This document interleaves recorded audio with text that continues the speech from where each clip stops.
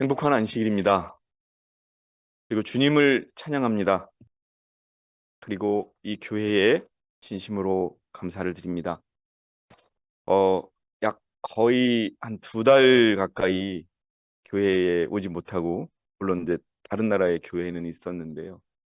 약 2달 정도 가까이 되는 과정에서 이렇게 한국에 있는 계룡교회에 오니까 너무 참 마음이 좋습니다. 네. 여러분들이 잘 견뎌주셨고, 또 저는 또 여러분들의 기도 속에서 하나님의 말씀을 전하고 우리 예. 예, 저는 여러분들의 기도와 성원으로 하나님의 말씀을 전하는 일을 하고 왔고요. 이제 다시 또 한국 교회의 단에 서서 하나님의 말씀을 나누게 되었습니다. 예, 오늘 저는요 침례 요한에 관한 말씀을 좀 드리고자 합니다. 예, 그분은 융성해야만 하는, 예, 그분이 여기서 여러분 누굽니까? 예수님은 융성해야만 하나 나는 쇠퇴하여야만 할 것이다 라고 하는 그런 성경의 말씀을 가지고 보도록 하겠습니다. 여러분들께서 침례 요한이 우리 그리스도의 사역에 있어서 어떤 일을 하셨는지는 잘 아셨을 겁니다. 그런데 어, 침례 요한이 그리스도의 오심을 어떻게 준비했고, 또 그 침례 요한의 사명이 놀랍게도 지금 우리의 사명과 비슷하고 똑같다는 그 말씀을 좀 우리가 또 보도록 하겠습니다. 예. 그분은 융성해야만 하나 나는 쇠잔해야만 하리라. 공개적으로 예수님의 이 예루살렘이나 이런 이스라엘 전역에 예수님의 이름이 전파되고 많은 사람들이, 뭐 많다고 얘기할 수는 없을 것 같아요. 그 당시에는 많은 사람들이 어쨌든 어, 침례 요한을 따르는 제자들을 포함해서 예수님을 따르게 되자 침례 요한이 한 말입니다. 그분은 융성해야만 하나 He must increase. 나는 세잔하야만 하리라. But I must decrease. 예. 여러분, 침례 요한은 어떤 사람이었습니까? 성경에 기록된 사람 중에서 아주 큰 사람이라고 기록되어 있어요.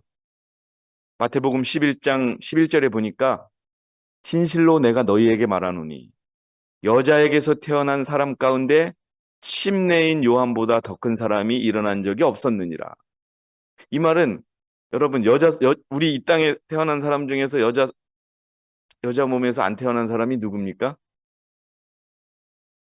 없지요, 거의. 예. 그 사람 중에서 가장 큰 사람이다라고 하는 거죠. 그러나 천국에서는 가장 작은 사람이라도 그보다 더 크니라. 이 말은 무슨 뜻일까요? 예? 여자에게서 태어난 사람 중에 가장 크다고 얘기해 놓고, 근데 그 침례 요한조차도 천국에서는 어떻다고요? 가장 작다. 그만큼 여러분, 우리 천국이 얼마나 우리가 거듭나고 얼마나 우리가 그리스도의 품성을 가지고 가야 되는 그런 곳이라는 것이죠. 어쨌든 마태복음 3장 11절에 또 보니까 어, 침례 요한은 이름 그대로 침례를 주면서 또 회개하라는 기별을 그 당시에 전했습니다. 나는 정녕 회개시키기 위하여 너희에게 물로 침례를 주거니와 내 뒤에 오시는 분은 나보다 더 능력이 많으시니 나는 그분의 신을 들 만한 자격도 없느니라. 여러분, 신을 들 만한 자격도 없다 그래요.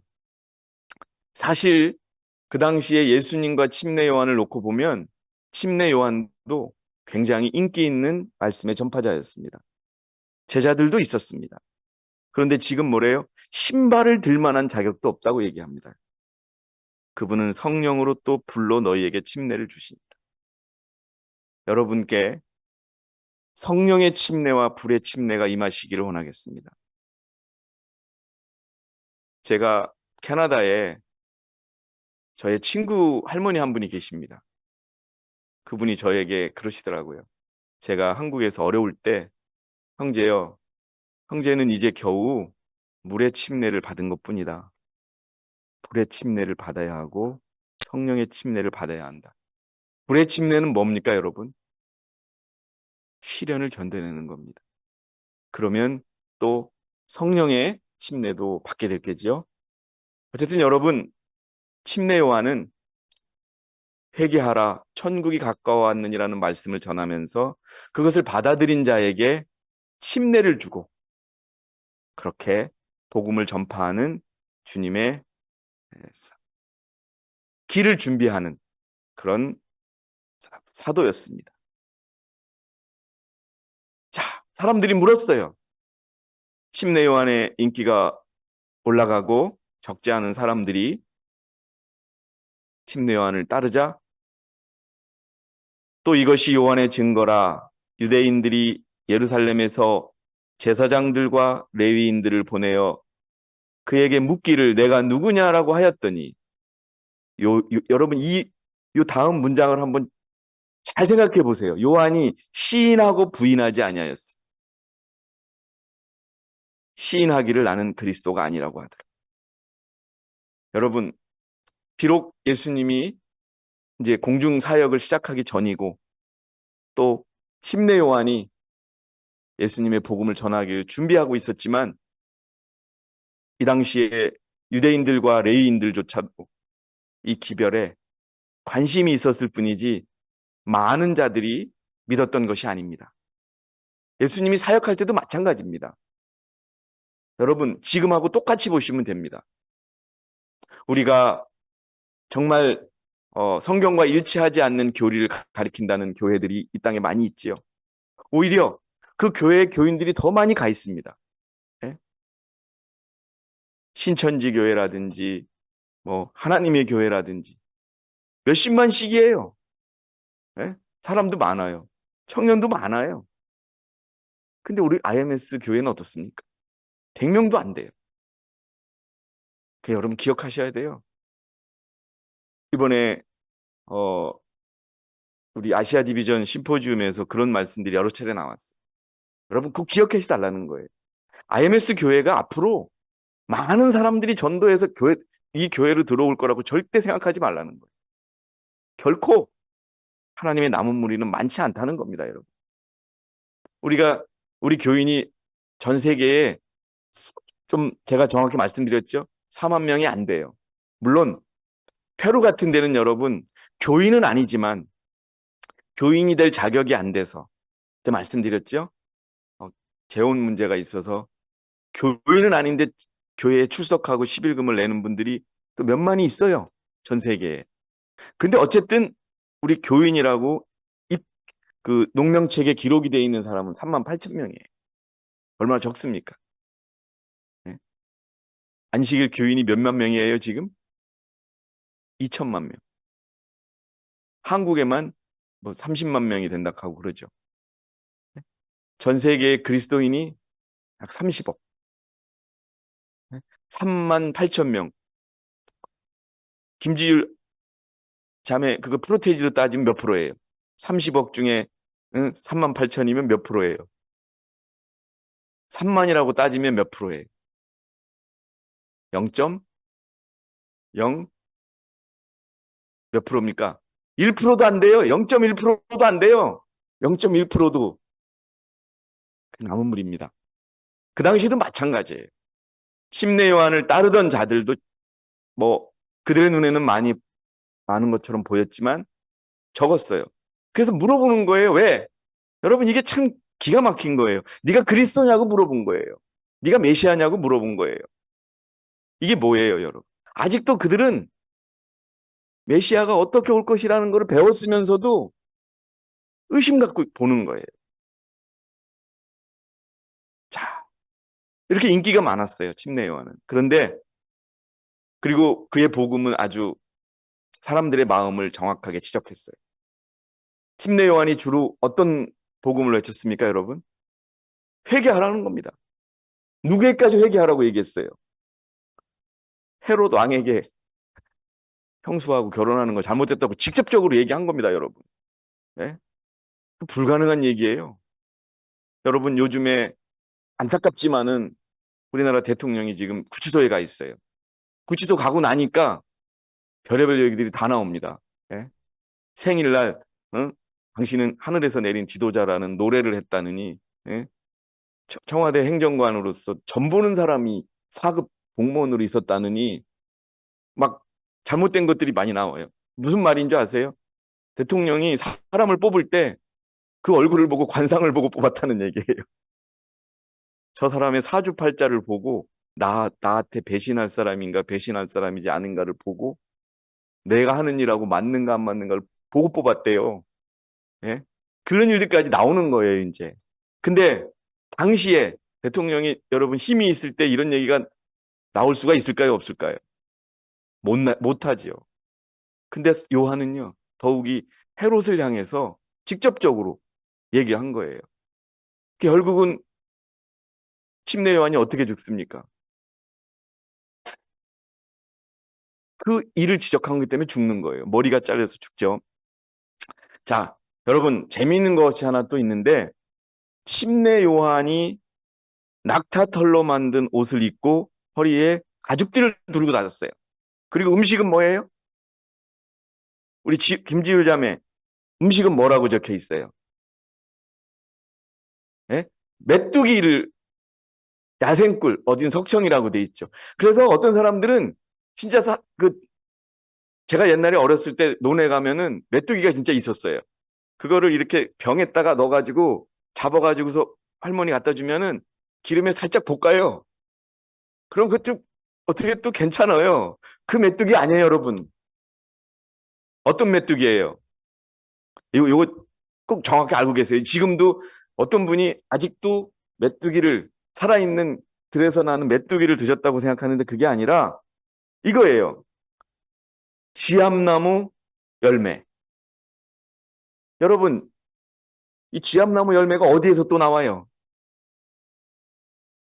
아시는 분? 예, 탕자가요. 돼지우리에서 먹었던 음식이 쥐암나무예요. 예? 근데 이거를 여러분 먹은 거예요. 저는 이거 먹어봤어요. 제가 대총회, 지금 미국의 대총회가 있는데 독일에 있는 대총회에 방문했을 때 그 대총회 앞에 이 나무가 있어요. 그래서 요거를 케이크를 만들어서 먹었는데 저는 굉장히 맛이 좋았어요. 그래서 어 절대 메뚜기는 그러니까 이 로커스트라고 하는 단어를 찾아보시면 1번 메뚜기, 2번은 쥐엄나무가 나옵니다. 그래서 이거를 먹었다는 걸 기억을 해주시고요. 자, 침례 요한과 예수 그리스도가 전한 복음이 똑같아요. 여러분, 우리가 전하는 복음은 뭐예요? 예? 새천사의 기별의 핵심을 딱 정하면 뭐예요? 회개하라는 겁니다, 여러분. 똑같아요. 자, 제가 볼게요. 마태복음 3장 1절 2절에 그 무렵에 침례인 요한이 와서 유대 광야에서 전파하여 말하기를 너희는 회개하라 천국이 가까웠느니라. 자, 마태복음 4장 17절 예수님께서 말씀하신 겁니다. 그때부터 예수께서 전파하여 시작하여 말씀하시기를 뭐라고 얘기합니까? 회개하라 천국이 가까웠느니라. 1808 이때부터 전한 거예요. 아니, 회개하라는 기별은 여러분 에덴 동산에부터 시작이 된 거예요. 똑같은 기별을 전했죠. 자, 그런데 예수님 당시에요. 지금과 똑같아요, 여러분. 한국에 유난히 많다고 하는데 자기가 예수님이라고 하는 사람이 몇 명 정도 되는 줄 아세요? 한국에만? 혹시 아시는 분 있어요? 한국에만 예수님이라는 사람이 200명이에요. 자기가 또 하나님이라는 분이 150명이에요. 근데 하나님이라는 한 분이 지금 징역 17년을 받고서 80세의 나이에 또 교도소에 갔죠. 예. 하나님이라는 사람이 죽어가지고 다시 부인이 하나님이 되고 그래요, 지금. 예. 아이고, 최경자매가 오시네. 근데 여러분, 예수님이 복음을 전할 때, 침례 요한이 복음을 전할 때, 내가 예수님이라고, 내가 메시아라고 하는 사람이 또 있었어요. 여기 보세요. 한 명은 드다. 한 명은 이름이 유다예요. 근데 이 유다는 예수님의 제자 유다가 아니에요. 자, 드다는 400명이나 따라다녔어요. 예수님보다 더 많이 따라다녔어요. 이전에 드다가 일어나서 자기가 무엇이나 된 듯 스스로 자랑하여 약 400명이나 되는 사람이 그에게 가담하더니 그가 살해되자 그를 추종하던 자들이 다 흩어져서 남아있는 자가 없었느니라. 400명이 따라다녔어요. 예수님을 따라다니는 사람보다 더 많았어요. 그리고 또 이 사람 다음에도 드다 다음에도 조세 등록하던 때에 갈릴리 사람 유다가 일어나서 많은 사람을 깨어 자기를 따르게 했으나 그도 죽으니 그를 추종하던 자들이 다 흩어졌느니라. 여러분, 이 성경 구절을 누가 썼는지 아세요? 혹시 우리 IMS 역사에서 기록이 되어 있는데 어디 쓰는지 아시는 분?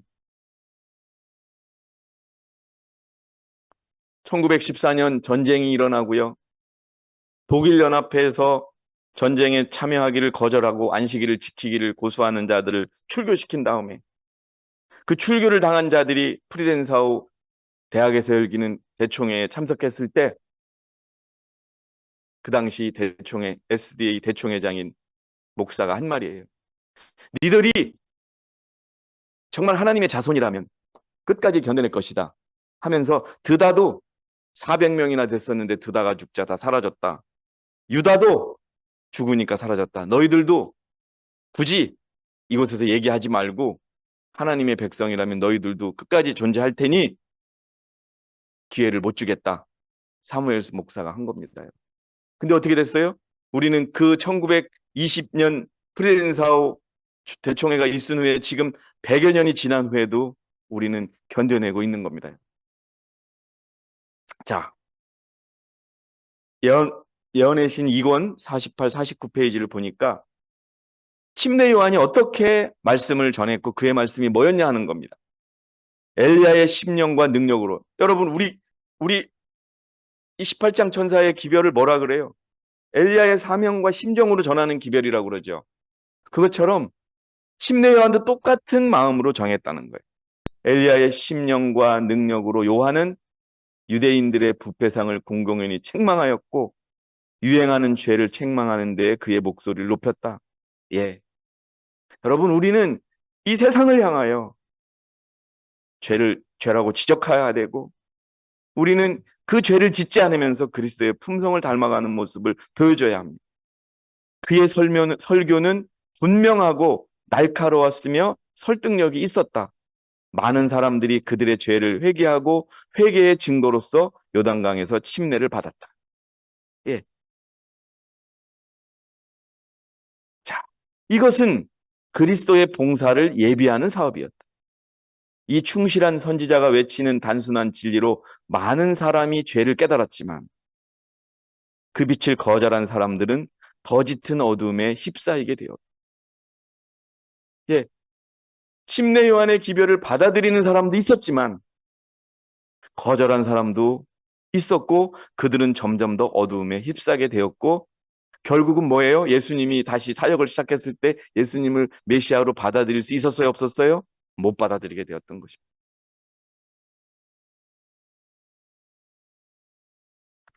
자, 이렇게 얘기합니다. 요한복음 1장 27절에 내 뒤에 오시는 그분은 나보다 앞선 분이며 나는 그분의 신발끈을 풀 자격도 없느니라. 그도 인기가 있었어요. 여러분 한번 생각해 보세요. 예? 자기 제자도 있고 또 자기가 설교를 하면 많은 사람들이 자기 말을 듣는데 나는요, 그분이 오면 나는 물러나야 돼요. 이렇게 쉽게 얘기할 수 있는 사람이 있을까요? 쉽지 않습니다. 나는 세잔해야 돼요. 그분은 융성해야 돼요. 나는요, 그분의 신발끈을 풀 자격도 없다고. 여러분, 이게 무엇을 상징합니까? 나는 철저하게 그분이 오심을 준비하는 게 내 사명이다라는 걸 알고 그 사명에 집중하는 겁니다. 자, 그의 제자들이 사람들의 주의가 새 선생의로, 여기 새 선생이 누굽니까? 예수님으로 향해졌다는 불평을 했을 때 제자들은 불평했어요. 예수님에 대해서 좋게 얘기하지 말라고. 예수님이 우리 우리 뭐 쉽게 말해서 신도들도 뺏어가고 제자들까지도 뺏어간다고 그렇게 얘기했을 때 요한은 그 제자들에게 뭐라고 했어요? 그렇게 얘기하지 말라는 겁니다. 요한은 그들에게 자기 자신이 다만 약속하신 분의 선구자에 불과한 것으로 주장하여 사실을 상기했다. 아니다. 응? 맞다. 그분이 관심을 받아야 되고 그분의 말씀이 내 말씀보다 더 힘이 있고 더 능력이 있으니 그분을 따라야 된다라고 겸손하게 얘기할 수 있는 겁니다. 이것이 뭐냐? 그러면서 요한복음 1장 23절에 나는 선지자 이사야가 말한 것처럼 구약에 예언되어 있는 그 사업을 나는 하는 것이다. 뭐예요? 주의 길을 곧게 하라. 그리고 광야에서 외치는 자의 음성이다라고 그렇게 말을 합니다. 조금도 자기의 인기가 예수님에게 뒤처지는 것에 대해서 시기하거나 질투하는 마음 없이 자기의 마음을 그대로 내려놓습니다, 여러분. 이것은요, 우리가 이 교회에서 어떤 직분이나 어떤 자리를 놓고자 하는 마음을 갖든지 또 서로 시기하고 질투하는 이런 마음에 있어서 이 침례 요한이 가져야 되는 마음을 우리에게 교훈하고 있는 것입니다. 나는 그냥 주의 길을 곧게 하는 그것이다. 나는 주님의 재림을 준비하는 그 일이 나의 사명이다. 라고 말하면은 우리는 되는 것입니다. 그런데 은연중에 서로 참 제가 이런 말씀을 이 자리에서 드려서 뭐하지만은 우리가 이전에 이 교회를 이끄시던 분들 회의를 해보면 너무나 내가 높으니 내가 다 했느니 하다못해 집회 설교 말씀을 놓고도 내가 잘했느니 네가 못했느니 이런 모습들이 있는 것을 보면은 참 안타까웠습니다. 근데 지금은 이제 그런 것들이 없어졌죠. 여러분, 우리의 마음이 그래야 됩니다. 목사와 전도사, 장로 이것뿐만이 아니라 한 평범한 교인도 똑같은 능력으로 똑같은 하나님의 몸으로서 여러분 이 손톱 하나가 빠지면 얼마나 아파요. 이 팔이 잘려도 아프지만 이 손톱 하나가 잘려도 여러분 얼마나 아픕니까? 똑같은 거예요. 그런 마음을 그런 설교를 침례 요한은 전했던 겁니다. 자, 교육 157페이지에 보니까 침례 요한이 메시아의 선구자로 나타나자 온 나라가 떠들썩했다. 그가 가는 곳마다 각계각층의 사람들의 큰 무리가 그를 쫓았다. 그러나 그가 증거해왔던 분, 침례 요한이 백성들에게 얘기했던 그 대상이 나타나니까 예수님이 나타나니까 모든 것을 일변하였다. 군중들은 예수님을 따랐으며 요한의 일은 그 종말을 구하는 듯하였다. 그러나 그의 믿음은 동요되지 않았다. 요한은 그분은 융성해야만 하나 나는 세자하야만 하리라고 말하였다. 여러분, 이렇게 우리가 말할 수 있는 나는 이 교회에서 내가 맡은 책무를 다하면은 그것이 사람들에게 인정을 받든 어떻게 했든 하나님의 사업을 위해서 했으면 됐다라는 그런 마음으로 자신을 높이고자 하는 이런 것 없이 또 시기나 질투 없이 그런 마음을 보여줬다는 겁니다. 오늘날 하나님의 사업에 필요한 것은 이러한 일꾼이다. 이러한 마음을 가진 일꾼이라는 겁니다. 우리가 이러한 마음으로 같은 마음으로 일을 해야 되는 거예요. 어떻게 보면 자부심이 강한 사람이 많습니다. 질투와 시기심이 많은 사람이 있어요. 비평적이고 흠을 찾기를 좋아하는 자들이 있습니다. 그런데 이러한 자들은 그분의 거룩한 사업에 사용되지 않는 것이 좋을 것이다. 침례 요한의 그 정신은요, 우리가 이 주님의 재림을 준비하고 마지막 사단과의 대쟁투의 주인공이 되는 이 사업에 있어서 필요하지 않다는 겁니다. 여기서 이런 말까지 있습니다. 비록 그들이 어떤 선한 일을 성취할 수 있을지라도 그들은 목회직에 용납되지 않아야 할 것이다. 사역자는 돼서는 안 된다는 얘기예요. 어떤 사람들은 자부심이 강하고 자부심이 뭐예요? 자아예요, 자아. 내가 뭐라도 된다는 것처럼 생각하고 또 질투와 시기심이 많고 또 누가 무슨 일을 해도 뭘 비평을 해요. 흠을 찾기를 좋아하는 자들은 바로 여러분 침례 요한이 그리스도에 대해서 보여줬던 그러한 모습은 이런 것들을 해결하는 자부심을 낮추고 질투와 시기심이 없고 비평적이지 않은 것. 여러분 저는 이제 이 교회에서 이런 모습을 봅니다. 여러분, 우리가 더 마음을 열고, 예? 사역자들의 부족한 모습도 커버해주고 감사할 줄 알고 서로가 할 수 있는 그런 것들이 실질적으로 주님의 재림을 준비하는 일이라는 것을 우리가 기억하십니다. 여러분, 이걸 참 이거 기억하세요. 하나님은 돈이 없어도 괴로움을 겪지 않으세요. 제가 정말 하나님이 여러분들을 이용해 주셔서 그 많은 돈을 모아서 그 일을 하게끔 해주시는 걸 보고 결코 이 교회가 돈 때문에 시련을 겪지는 않을 것이라는 것을 제가 확신합니다. 하나님께서는 사람들이나 재물이 없어서 괴로움을 겪지는 않으신다. 사람이 없어서 괴로움을 겪지 않으시다는 거예요. 그분은 진실하고 성실하며 순결하고 거룩한 이끈들, 속죄하는 그리스도의 피와 거룩하게 하는 그분의 영의 은혜가 필요함을 느끼는 자들. 여러분, 지금 우리가 이 침례 요한의 사역에서 배워야 될 것은 뭐냐면요. 예. 우리 모두는 다 일꾼입니다, 여러분. 전도사님만 사역자가 아니라 모두가 일꾼이에요. 근데 우리의 마음속에는 뭐가 있어야 되냐면은 속죄하는 그리스도의 피와 거룩하게 하는 그분의 영의 은혜가 필요하도록 그 마음이 있어야 됩니다. 어떻습니까, 여러분? 이런 마음이 있으십니까?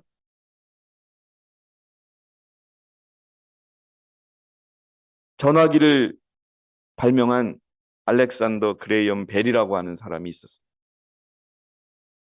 이 사람이 평소에 계속 하는 말이 뭐냐 하면은 성공하는 가장 큰 열쇠는 뭐냐? 준비하는 것이다라고 했어요. 여러분, 왜 침례 요한의 기별이 중요하냐 하면은 침례 요한의 기별은 예수님의 오심을 준비했던 그런 기별이었던 겁니다. 그렇기 때문에 예수님께서 이 땅에 오셔서 말씀을 전하는 데 있어서 큰 어려움이 없었을 겁니다.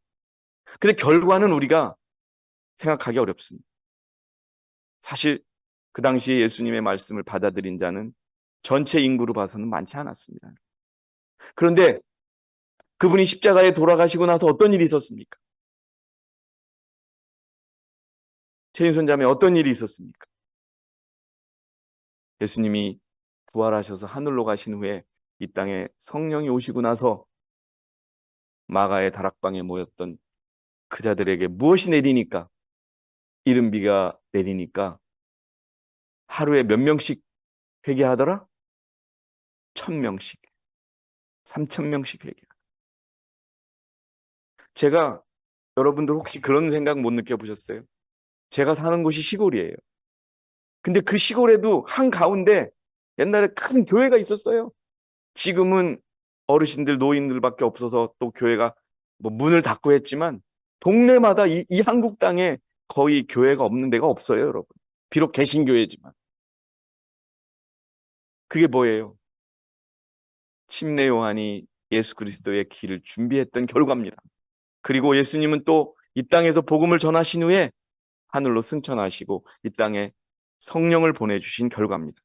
그래서 여러분, 준비가 정말 필요하다. 그런 의미에서 우리도 침례 요한이 우리에게 보여줬던 그 교훈을 배워야 하겠다는 것. 지금 우린 두 가지 준비가 필요한 것. 무엇보다도 여러분 기억하십시오. 제가 수요 기도 모임 때 말씀드렸지만 우리가 좀 더 관심을 가져야 됩니다. 전도에 관심을 가져야 됩니다. 제가 여러분에게 부탁을 드렸죠. 나는 이 사람들만큼은 꼭 전도하고 싶다. 이 사람들만큼은 꼭 하나님의 백성으로 만들고 싶다라는 분들 여러분 적어서 내주시기 바랍니다. 우리가 공유하면서 정말 기도해야 됩니다. 예. 아, 자녀가 있어야 돼. 자녀에 대해서 꼭 해야 되는데 그런 분도 적고요. 또 뭐 이웃 사촌 친척 중에라도 꼭 하나님의 백성으로 전도하고 싶은 사람들 적어 보십시오. 저희도 적기로 했습니다. 그리고 집중하는 겁니다. 예. 전도와 품성의 변화입니다. 이게 우리 두 가지 준비를 해야 됩니다. 그런데 전도에 힘쓰다 보면 품성은 여러분 자동적으로 바뀝니다. 자, 이사야서 40장 4절 5절에 모든 골짜기는 솟아오를 것이며 모든 산과 작은 산들은 낮아질 것이라. 누구에 의해서? 예? 침례 요한의 사업에 의해서 이것이 낮아질 겁니다. 그런데 이 일들이 우리를 통해서 낮아져야 됩니다. 제가 지난 가을에 우리 이숙희 집사님, 김명자 집사님, 김숙자 집사님을 모시고 저희 고향 식당에 갔을 때 그 식당 주인과 그 주변 분들이 아니 어디서 이런 귀한 분들이 오셨냐고 얘기를 하지 않습니까? 예? 그러면서 고생을 하나도 안 하신 분들 같다고 얘기를 하시는 거예요. 뭐 하시는 분들이냐고 물어보시는 거예요. 왜? 제가 보기에는 노인분들이 머리는 이렇게 쪽졌지요. 얼굴에는 근심 걱정이 하나도 없지요. 그러니까 부러운 거예요. 여러분, 우리에게 그렇게 사람들이 물어야 돼요. 우리가 IMS 교회 교인이라고 말하기 전에 어느 교회 다니시길래 그렇게 마음이 평안해 보이십니까? 어떻게 그렇게 믿음이 좋아 보이십니까? 라는 것을 우리가 알려야 되는 겁니다. 그게 바로 18장 천사가 이 땅을 향해 내려오는 겁니다, 여러분. 네. 사실 여러분, 며칠 전에 제가 창피한 이야기를 고백을 하겠습니다. 제가 화를 많이 참을 수 있다고 생각을 했는데 며칠 전에는 그 화를 또 못 참고 그냥 화가 나는 경우를 경험했어요. 그리고서 아차, 아직도 멀었구나라는 걸 느끼면서 다시 마음을 내렸거든요. 그냥 어떤 일을 당했을 때 예수님처럼 우리가 대응해 줘야 저 사람은 다른 사람들과 다른데 이렇게 느낄 것인데 에이, 저 사람도 똑같네. 그럼 우리는요. 이 산을 낮게 만드는 것이 아니고 구부러진 곳을 곧게 만드는 것이 아닙니다. 그것을 통해서 우리의 말과 우리의 반응과 행동을 통해서 우리가 하나님의 백성임을 입증하는 것이 이 18창 전사의 기별의 핵심인 겁니다. 침례 요한의 사업은 뭐냐 하면은 그리스도께서 하늘 구름을 타고 다시 오시기 바로 직전인 이 시대에 바로 직전이에요, 여러분. 정말 우리식으로 따지면 버스 타신 거예요, 예수님이. 이 땅에 다시 가시려고 버스 타신 거예요. 언제 금방 도착해요, 이제. 직전에 이 시대에 하나님께서는 여호와의 큰 날에 설 한 백성을 준비시킬 사람들을 부르신다. 우리가 한 백성이지만요, 우리가 해야 될 일이 뭐냐? 그 백성을 준비시키는 일을 우리가 해야 되는 거예요, 여러분. 요한이 행한 것과 같은 그런 사업이 이 마지막 시대에 수행되어야 한다. 주께서는 그가 택하신 그릇을 통하여 그의 백성들에게 기별을 보내고 계십니다. 여러분, 우리의 마음과 품성이 변화되어야 합니다. 정말 제가 그랬잖아요, 여러분. 저도 좀 변화된 것 같다. 좀 많이 참을 수 있을 것 같다 그랬는데 제가 몸이 피곤하고 그렇게 짜증이 나니까 그 말에 확 반응하게 되더라고요. 그리고 나서 다시 차를 세우고 나서 제가 회개했습니다. 아직 멀었구나. 여러분, 우리의 품성은 언제나 시험받습니다. 그리스도께서 이 땅에 오시기 전에 여호와의 큰 날에 설 한 백성을 준비시킬 사람들을 부르신다. 분명히 기억하시기 바랍니다. 우리는 그 여호와의 큰 날에 설 백성이지만 그 백성들을 준비시킬 사람들이라는 것을 기억하시기 바랍니다. 그리고 그분은 모든 사람들로 하여금 그가 보내신 권면과 경고에 유의하게 할 것이다. 그리고 공생의 바로 직전에 주어진 기별, 예수님이 공생의 사업을 바로 시작하기 직전에 주어진 기별, 회개하라, 천국이 가까워 왔느니라. 첫째 천사의 기별이 무엇입니까, 여러분? 하나님을 두려워하며 그에게 경배드리라. 그의 심판하실 날이 가까웠습니다. 결과적으로 무엇입니까? 회개하라는 겁니다. 두 번째 기별이 무엇입니까? 예? 예? 예. 그 두 번째 기별도 회개하라는 기별. 여러분, 청년들이 저에게 그렇게 질문을 한 청년이 있더라고요. 목사님, 그러면 우리는 예수님이 오실 때 어떤 일을 하고 있어야 됩니까? 라고 물어보더라고요. 그래서 너가 직장 생활을 하든지 일을 하든지 공부하는 거야. 어쩌면은 우리 청년들은 공부하다가 예수님을 맞을 수 있습니다. 그럼 공부를 어떻게 해야 돼요? 정말, 예? 전도하듯이 공부를 하는 거예요. 그게 우리 청년들이 할 일이 있을 수가 있습니다.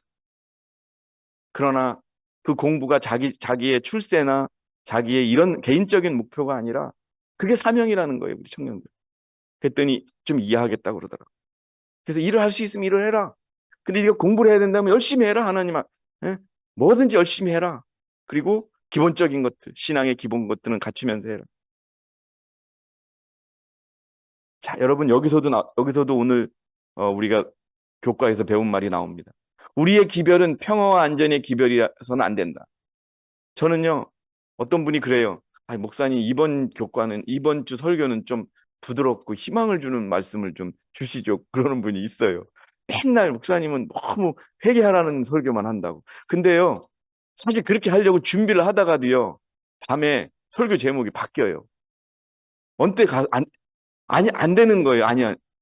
한 번이라도 내가 이걸 도전해야 되라고 하면서 제 방에서 일어나서 다시 2층에 가서 설교 자료를 바꾸게 됩니다. 왜냐하면은 제가 말씀드려야 될 것은 그거예요. 우리가 죄를 끊쳐야 되고 우리의 믿음이 열매가 나와야 되는 말씀을 드려야 되는 거예요, 여러분. 저는 그냥 이 교회에 있어서만 다 된다는 말씀 절대 못 드려요. 지난번 수요 기도 모임에도 말씀드렸지요. 그래서 어떻게 하면 여러분들이 정말 준비를 할 수 있을까? 어떻게 하면 여러분들이 제 말씀에 정말 귀를 기울이셔서 실질적인 준비를 할까? 정말 여러분들이 늦은 비를 정말 원해요. 어느 분들은 뭐 늦은 비를 받자고 뭐 개인적으로 모여서 기도하는 분들도 있었어요. 근데 그 늦은 비를 받기 위해서 뭐가 필요하느냐? 침례 요한과 같이 그리스도의 길을 준비했던 것처럼 우리도 그런 마음으로 준비해야 되는데 준비하려면 뭐가 있어야 돼요? 잘한다, 잘한다, 잘한다 해가지고는요 준비가 안 돼요. 저는요 요즘 들어서 우리 어머니가 그렇게 보고 싶어요. 우리 어머니가 한때는 미웠어요. 왜냐하면은 여러분 제가 공부를 못하는 사람이 아니에요. 예? 다른 애들은 6학년 졸업하고 3학년 졸업할 동안 한 장도 못 가져가는 상장을 저는 일주일에 3장도 가져간 적도 있고 막 그래요. 예? 어느 때 보면 집에서 상장을 라면 그 밑에 옛날에 두꺼운 종이 없을 때 그거로 하고 있더라고요. 예? 어떤 사람들은 액자 하나, 개근상도 액자로 해가지고 붙여놓는데. 근데 우리 어머니는 절대 칭찬을 안 했어요. 그래서 제가 나이가 들어서 어머니한테 물었어요. 아, 엄마는 내가 어렸을 때는 좀 말썽을 피웠지만 나이가 들어가지고는 그래도 엄마 말 잘 듣고 공부도 잘했는데 왜 나한테 잘했다는 얘기를 안 했습니까? 그랬더니 우리 엄마가 그러시더라고요. 너 더 잘하라고 그래. 더 잘하라. 그거예요. 우리가 스스로 라오디아 교회 상태에 빠져서는 안 됩니다. 우리의 마음속이 항상 그리스도를 갈급해야 돼요. 그런 기별을 전한 자가 침례 요한이었습니다. 여러분, 갈급이라는 것이 무엇일까? 그리스도가 필요하다는 겁니다. 그건 뭐예요? 내 부족함과 내가 아직도 죄에서 벗어나고 있음을 못하고 있음을 느껴야 한다는 겁니다. 그리고 그것을 구해야 된다는 겁니다. 그래서 주께서 나타나시라고 믿는 한 백성으로서 우리는 전해야 될 명백한 기별을 갖고 있다. 그 기별은 내 하나님 만나기를 예배하라는 것이다. 우리의 기별은 침례 요한의 기별처럼 직접적인 것이 되어야 됩니다. 여러분, 이제 세상이 더 급변할 겁니다. 미국 그 LA 산불과 같은 것은 아까 우리 저기 교장 선생님께서 안식일학교 교장 선생님 이철희 형제께서 일본에 2.9m의 눈이 왔다고 그랬죠. 근데 일본에 2.9m의 눈이 오는 지역이 있어요, 맨날. 그래서 겨울에는 길을 눈 밑에다가 이렇게 뚫어가지고 다니는 데도 있어요. 근데 이제 다른 지역에서 2.9m가 왔다는 거예요. 여러분, 눈 2.9m가 오면 얼마만큼 쌓일까요? 평균 2.9m라는 얘기예요. 그러면은 저희들 2m도 안 되는 키는요, 그 밑에 다 감춰져요. 2배 이상이에요, 2배 이상. 그러니까 길을 어떻게 해요? 눈을 못 치워요. 그래서 눈을 뚫는 거예요, 그냥 그 길을. 근데 그래서 일본인들은 눈 오는 거에 대해서 그렇게 피해를 안 입어요. 근데 여러분 최근에 눈 때문에 일본 사람들이 죽어요. 그만큼 뭐예요? 이제 바뀐 거예요. 대만에서는 얼어 죽은 사람이 500명이에요. 얼어 죽은 사람.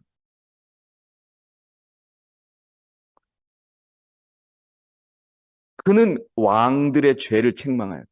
용기를 갖는 거예요, 여러분. 지금 우리가 아까도 말씀드렸지만 아주 진짜 우리나라 대통령 하면은 지금 전 세계가 놀라는 거예요, 여러분. 미국도 트럼프가 죄가 있었는데 대통령이 되니까 죄를 안 묻기로 했어요. 수사를 하다가 멈췄어요. 근데 한국이라는 나라는 어떻게 현직 대통령을 죄가 있는 것을 발견해서 구치소로 보내냐 이거예요. 어렵긴 어려웠지만.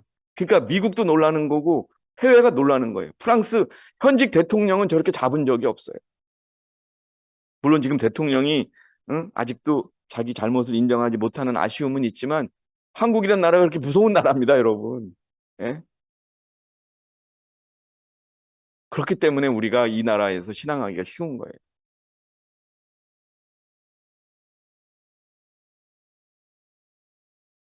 심내 요한이 왕들의 죄를 책망하였다. 생명의 위험이 있었음에도 불구하고 그는 진리가 그의 입술에서 약해지는 것을 결코 허락하지 않았다. 우리는 어떻게 해야 됩니까, 여러분? 이 시대에 행해져야 할 우리의 사업은 충실히 이행되어야 한다. 하나님이 오십니다. 율법을 지켜야 합니다. 그리고 우리가 예수님의 품성과 똑같아야 됩니다. 이것을 우리가 전하고 그렇게 우리가 경험해야 합니다. 뭐 다 필요 없습니다. 오직 우리의 믿음이 그냥 열매가 맺는 믿음이 되어야 되는 것이고 그 주님께서 우리에게 가르쳐 주신 말씀을 실천하는 믿음이 되어야 되는 것이고 그렇게 된다면 우리는 구원을 받을 것이고 우리는 성공할 것입니다. 그러나 그렇지 못하다면 그래서 여러분 안식일을 지키는 거에 대해서 우리 자녀들에게 분명히 얘기해야 됩니다. 우리 지율이 지안이 교인은 아닙니다. 근데 지율이 지안이의 머릿속에도 안식일이 들어가 있습니다. 이제 어떻게 지켜야 된다는 거 압니다. 그럼 어떻게 해야 돼요? 그들도 그렇게 지켜야 되는 그겁니다. 그럼 아유 우리 엄마 때문에 내가 괜히 안식을 지키고 싶지 않았는데 안식일 지키게 돼 이런 것이 아니라 그대로 지키면은 세상이 알지 못하는 그런 축복을 받는 것입니다. 제가 여러분 늘 말씀드리죠. 네? 요한계시록 16장 제가 한번 읽어드릴게요. 2절인가 3절입니다. 자, 2절입니다. 2절. 그러므로 첫째가 가서 호리병을 땅에 쏟으니 그 짐승의 표를 가진 자들과 그의 형상에 경배한 자들에게 악취가 나는 헌대가 생기다. 뭐예요? 예? 이 일곱 재앙은 뭐예요? 짐승의 표를 받은 자들과 일요일을 지키는 자들에게 내리는 겁니다, 여러분. 이거 우리가 얘기해야 되는 거예요. 그럼 우리가 안식일을 지키다가 안식일을 못 지키면 어떻게 돼요? 우린 철저하게 멸망당하는 겁니다. 그게 공부하는 것보다 더 중요한 거예요, 사실은. 근데 이렇게 되어 있어요. 그러니 예? 여러분 이 교회에 있다가 일요일 교회를 가야 되겠다, 뭐 개신교로 가야 되겠다 이게 될 법한 말입니까, 여러분? 있을 수 없는 말이에요. 얼마 안 있으면 끝나요. 예? 우리는 눈으로 볼 거예요. 이 앞에 있는 바위가 뒤집어집니다. 그러면 예? 저 밑에 있는 이 동네에 있는 사람들이 견딜 수 있을 것 같아요. 그런데 누구는 견딥니까? 응? 안식일을 지키는 사람은요. 다니엘과 세 친구가 사자굴에 들어갔었지요. 용광로에 들어갔었지요. 그런 것처럼 티끌도 안 다친다는 거예요. 티끌도. 우리 그렇게 얘기를 직접적으로 얘기를 해야 되는 겁니다. 여기 나와 있지 않습니까? 그 짐승의 표를 가진 자들과 그의 형상에 경배한 자들. 이게 누구예요? 일요일을 지키는 자들. 이 조건 하나밖에 없어요. 그 신실한 사람, 봉사 많이 하는 사람 따지지 않아요. 안식일을 지키지 않으면 이렇습니다. 특별히요, 안식일을 알아요. 안식일을 아는데 안식일을 제대로 안 지키는 사람은 안식일을 지키는 거예요, 안 지키는 거예요? 우리 재림자매, 안식일을 아는데 안식일을 안 지키면 어떤 책임이 더 클까요, 작을까요? 변명할 수 없는 거예요. 그래서 아예 그냥 이 교회에 발을 내딛지 말았어야 되는데 발을 내딛었다면은 우리는 안식일을 지켜야 되는 겁니다. 그렇지 않으면은 아무리 헌신을 많이 했건 여러분 한번 봅시다. 우리가 알고 있는데 우리 일어나지 않습니까, 여러분? LA의 불이 어느 곳에 생기는 줄 아세요? 부자들이 사는 곳에 생겨요. 예? 제가 아이린 자매에게 텍스트 메시지 했어요. 하나님의 은혜로 자기네들은 안전하다고. 왜냐하면 그분은 경제적으로 여유롭지 못하니까, 예? 이렇게 건물들이 있는 곳에 살아요, 일단은. 근데 응? 여러분, 왜 그들이 죽는 줄 아세요? 갑작스럽게 불이 닥쳐오기도 하지만은 그 집이 아까운 거예요. 그래서 다 죽은 사람들이 많아요. 피신하라. 왜냐하면 여러분, 미국은 우리나라하고 달라요. 집에 보험이 들어 있어요. 그래서 집을 사고 팔 때 은행이 이 담보가 얼마입니까라고 할 때 꼭 사고 팔 때 보험을 들어야 돼요. 그 저도 여러분, 우리 미국에 살 때 지붕에 덮는 게 하나가 쏙 올라왔다고 보험회사에 보내니까 한 100만 원 보내주더라고요. 고치라고. 그러니까 불이 타면은 보험회사가 다 해줘요. 근데 뭐 한국의 동부화재 이런 데가 지금 그 보험에 가입된 게 많아서 손해가 심할 거라고. 나오면 돼요, 그냥. 자기 몸만 사르면 돼요. 근데 그게 아까운 거예요. 그 속에 집어넣었던 자기, 응? 그 집이 얼마나 많은 집이 여러분 뭐 가격이 100억, 200억짜리들이 집이 탄 거예요. 박찬호 선수 집이 100 몇 억이라고 알고 있는데 흔적 없이 날아간 거예요. 그 사람들 그냥 그걸 알면 돼요. 아, 보험 받으면 돼. 근데 그걸 못 버리는 거예요. 욕심을. 지금 똑같은 시대가 오는 거예요. LA가 어떤 데인 줄 아세요? 전 세계에서 가장 타락한 도시 중에 하나예요. 그 옆에 샌프란시스코는 밤이 되면 마약에 취한 자들이 좀비처럼 넘어지지도 않고 넘어질 것 같은데 넘어지지도 않고 이런 나라가 된 거예요. 이제 직접적으로 하나님의 심판이 시작된 겁니다, 여러분. 그래서 여러분, 우리는 우리 스스로의 죄도 지적되어야 되고 또 세상의 죄도 지적해야 되고 그런 겁니다. 또 한 가지 중요한 것은요, 우리가 이 경험을 해야 됩니다. 침례 요한이 했던 경험을 반드시 해야 됩니다. 이론에서 그치는 것이 아니고. 무슨 경험이냐? 자아를 잊어버리는. 제가 이 교회를 떠난 어떤 목사님과 대화를 하는 도중에 그런 얘기를 들었어요. 그분을 비난하는 게 아니라 내가 이 교회를 위해서 얼마나 애썼는 줄 아냐고. 내가 이 교인들을 이렇게 만들기 위해서 얼마나 애썼는 줄 알았냐. 내가 다 했다고. 그때 저는 놀랐어요. 여러분 그렇게 생각하십니까? 이 교회를 누가 이끌고 계십니까? 하나님인 거예요. 우리는 이 교회를 위해 내가 뭐 헌신하고 이런 거에 대해서 그래서 주장할 수 없어야 돼요. 근데 저는 참 안타까웠습니다. 내가 전도를 몇 명 했는데 내세우고 내가 어떻게 했는데 그거 여러분 아닌 거예요. 만약에 그런 마음을 갖는다면 심내 요한이 그런 마음을 가졌으면 어떻게 되겠어요? 예, 그분도 훌륭한데 예? 그분이 이게 부족해 이런 식으로 해서 그의 길을 평평하게 만들지 못했을 거예요. 그래서 여러분 우리는 영적 경험을 해야 돼요. 심내 요한의 경험을 해야 됩니다. 그리고 하나님을 바라보아야 되고 그분을 바라보며 자아를 잊어야 합니다. 자, 이게 뭐냐 하면 우리의 품성을 시험받아야 된다는 겁니다. 요 오른쪽 그림을 보면요. 예, 맨 앞에 있는 동그라미는 좀 불만이 있는 사람이에요. 가운데 있는 사람은 행복한 사람이고, 세 번째 있는 사람은 아주 화가 난 사람이에요. 그리고 네 번째 있는 사람은 뭔가 서운한 사람이에요. 우리의 품성이 시험을 받아요. 언제? 우리가 어떻게 취급되느냐에 따라서. 여러분, 지금은 그럴 때예요. 우리 응? 세상을 보면은 제가 아는 많은 분들도 그래요. 여전히 돈 버는 것에 애써요. 근데 여러분 돌이켜 보세요. 예? 저 미국의 예를 보세요. 그 돈 벌어서 산 집 한순간에 날아가 버렸어요. 한순간에. 박찬호 선수가 이 공주고등학교 나왔어요, 여러분. 그 부인도 부자예요. 상상을 초월하는 부자예요. 근데 그 집이 다 탔어요. 박찬호 선수가 어떻게 사는지 저는 몰라요. 근데 유독 안 탄 집이 하나 있어요. 왜 그런 줄 아세요, 여러분? 미국 집은요, 미국은 춥지가 않으니까 우리처럼 벽돌 집을 안 해요. 시멘트를 안 해요. 그냥 뭐로 해요? 나무로 져버려요. 그러니까 이게 여러분 믿음하고 똑같은 거예요. 우리의 품성이 단단하게 어디에 기초를 둬야 돼요? 반석에. 반석이 여러분 뭐라 그랬어요? 반석은 예수 그리스도라. 반석은 뭐더라? 여기 이거 기억해 주는 분 한 분만 있으면 좋겠어요. 반석은 뭐더라? 율법이더라. 여러분, 새로운 걸 말씀드리는 거 아니에요. 다 가르쳐 드린 겁니다. 자, 진리에 대한 지식을 가진 자는 자신이 어떠한 지위에 있고 아무리 많은 소유를 가졌다 하더라도 하나님의 말씀은 그에게 있는 모든 것이 위탁물로 맡겨진 것임을 가리키고 있다. 즉 자신의 품성을 시험하기 위해서 맡겨진 것이다.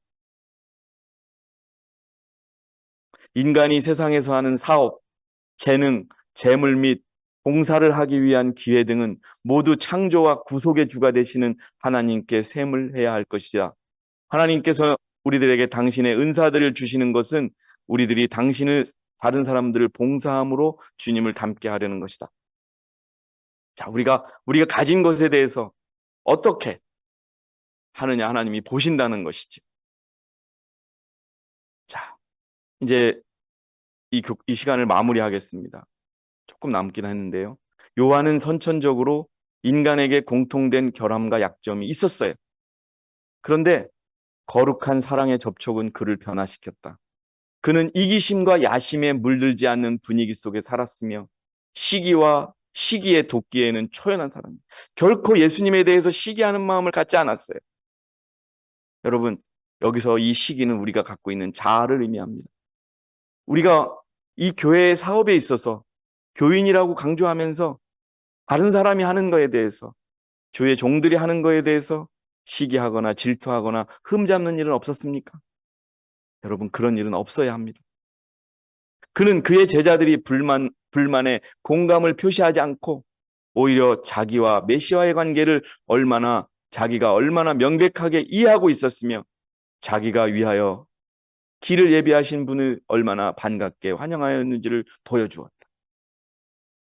저는 아까 왜 간증을 했느냐 하는 게 이겁니다, 여러분. 여러분들의 마음 그대로 하나님이 받으실 겁니다. 우리가 그 돈을 다른 데 쓸 수도 있어요. 예? 집을 사는 데 쓸 수도 있고 자식을 위해 쓸 수도 있어요. 물론 자식을 위해 쓰지 말라는 게 아니에요. 그런데 그렇게 우리 형제들과 그 영적인 그것을 위해서 씀으로 인해서 여러분 그런 마음이 하나님께서 축복하실 겁니다. 그분은 융성해야만 하나 나는 세잔하야만 하리라. 요한은 믿음으로 구속주를 바라봄으로 자기 희생의 경지에 도달했다.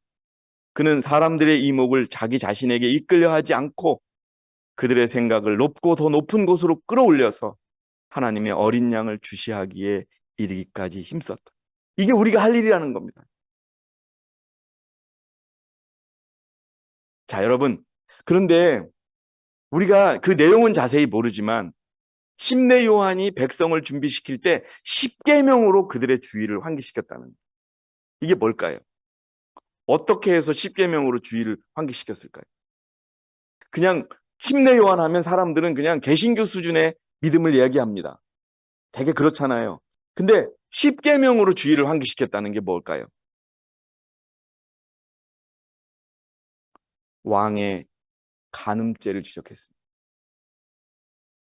왕의 간음죄를 지적하며 십계명을 어겼다고 지적을 한 겁니다.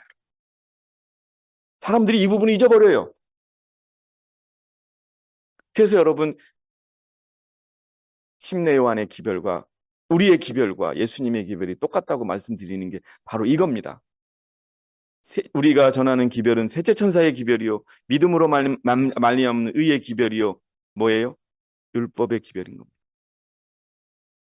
침례 요한이 그리스도의 초림을 위하여 한 백성을 준비시킬 때 십계명으로 그들의 주의를 환기시킨 것 같이 우리도 분명한 목소리로 하나님을 두려워하며 그에게 영광을 돌리라. 이는 그의 심판하실 때가 이르렀음이니 선지자 엘리야와 침례 요한의 특징이었던 열성을 가지고 우리들은 그리스도의 재림의 길을 예비하는 일을 위하여 노력해야 한다. 자, 오늘 좀 시간이 길었는데요. 여러분 기억하시기 바랍니다. 광야에서 외치는 자의 음성이 있어야 합니다. 나는 나이가 들고 아프고 목사님 할 수 있는 게 없잖아요. 아닙니다. 기도하시는 거. 복음 선교 사업을 위해서 기도하시는 거라는 거.